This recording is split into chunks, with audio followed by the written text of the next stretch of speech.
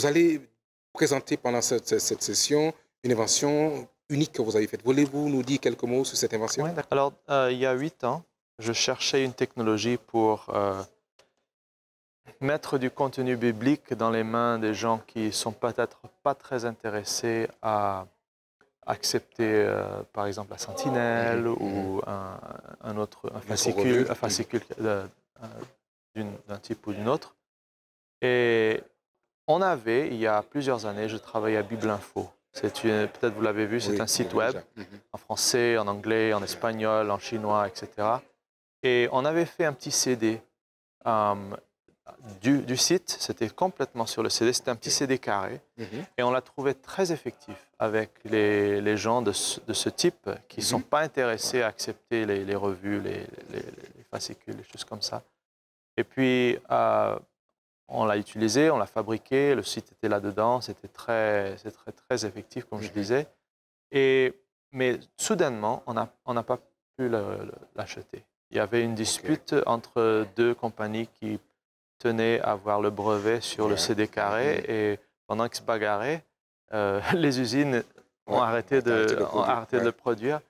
Alors après ça, je suis toujours en train de regarder, de chercher la technologie pour voir, et je cherchais son remplacement. Alors Dieu m'a donné une idée pour faire une clé USB en papier. Papier. En papier. Alors je tiens ma carte ici. C'est une clé USB. On le plie comme ça et on le met dans le port USB. Donc ça c'est une Ça, clé. c'est une clé USB. Wow. Ouais, ouais. Donc la clé. Alors, je prends ma carte comme ça, je le plie comme ça, et une partie de la carte se plie en deux, et voilà une clé USB. Donc ce soir, je pourrais dans mon ordinateur. Ouais, vous le mettez dans votre ordinateur, ça vous amènera à notre site. Cette technologie, j'ai fait des recherches et ça n'existait pas. Ouais. Alors, bon, j'ai pris quelques brevets et puis on le développe depuis un certain temps déjà. Et on a plusieurs outils, pas en français encore, mais on a par exemple Le Grand Espoir, le livre. Oui, tout à fait.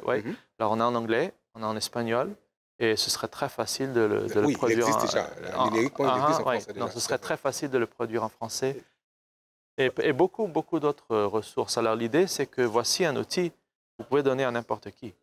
Votre réaction ce soir. Mais oui, c'est fantastique. Vous n'avez jamais vu une clé USB en papier? Non. Ouais, alors, au lieu d'être, supposons par exemple que vous êtes un étranger sur la rue, vous n'avez aucune barrière. Une fois que je vous explique comment ça marche, il ne reste plus aucune barrière entre nous pour que vous acceptiez ça, même si c'est quelque chose de religieux.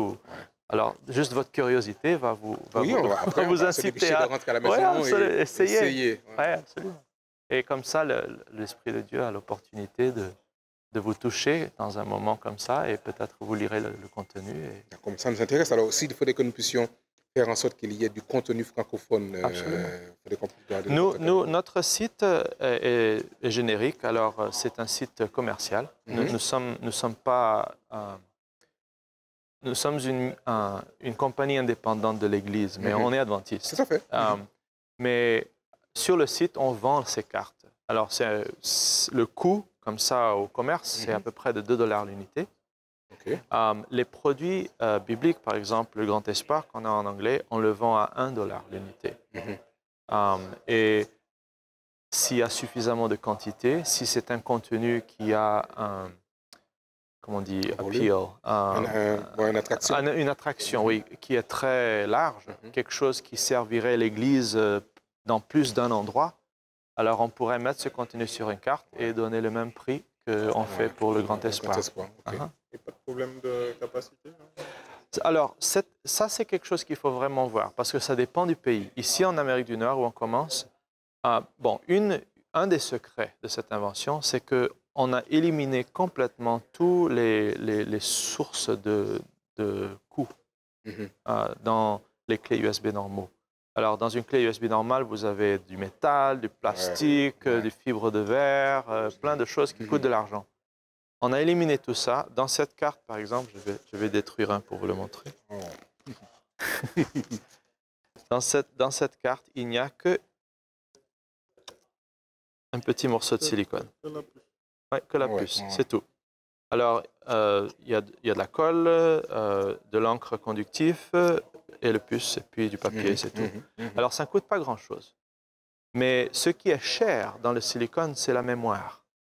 Ouais. Alors, je peux produire aujourd'hui une carte en papier comme ça avec 100 gigaoctets de capacité. Mais ça te coûterait 25 $. Ouais, ouais. Alors, c'est pas évident. L'application n'est pas là. Alors, vous voulez le donner à quelqu'un, ça va coûter pas beaucoup. Et puis, bon, on passe pas des billets de 20 $ partout. Hein. $1 à la rigueur, Oui, on pourrait le faire. On peut le faire. Mais des billets de 20 $, c'est déjà trop. Alors, ce qu'on a fait, il y a de la mémoire dedans. On peut mettre du contenu dedans, mais c'est pas beaucoup. C'est peut-être 1 mégaoctet, un peu moins de 1 mégaoctet. Et c'est surtout du contenu texte, quelques images seulement. On ne peut pas faire de la vidéo encore, on ne peut pas faire du son encore. Mais on le lit, comme on dit, sans c'est seamless, je sais pas, sans couture, oui. C'est automatiquement à l'Internet. Alors, vous pouvez livrer le contenu que vous voulez. Alors, dans des pays où il n'y a pas un bon réseau, ça c'est un problème. Encore. Alors, par exemple, je pense à certaines régions de l'Afrique, comme ça, ce serait à la rigueur encore un problème. Ici, en Amérique du Nord, ça passe bien. Il y a du réseau partout. Tout le monde est connecté avec le cellulaire et tout le reste, ce n'est pas un problème.